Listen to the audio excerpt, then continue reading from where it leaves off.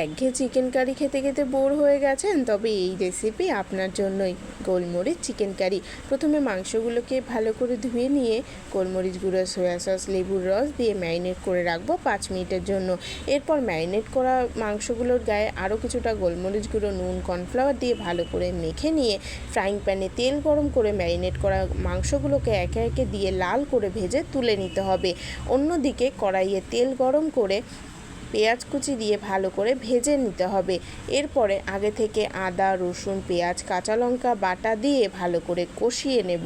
মশলা কষে গেলে ওপর থেকে টমেটো কুচি দিয়ে টমেটোগুলো নরম হয়ে গেলে একে একে হলুদ গুঁড়ো, কাশ্মীরি লঙ্কার গুঁড়ো, অল্প কিছুটা জল দিয়ে আরও কিছুক্ষণ মশলাটা কষিয়ে নিয়ে এরপরে ভেজে রাখা মাংসগুলোকে দিয়ে ভালো করে নাড়াচাড়া করে নিতে হবে। মাংসর গায়ে মশলাটা ভালো করে মেখে গেলে ওপর থেকে আরও কিছুটা জল দিয়ে ঢাকা দিয়ে রাখতে হবে বেশ কিছুক্ষণ।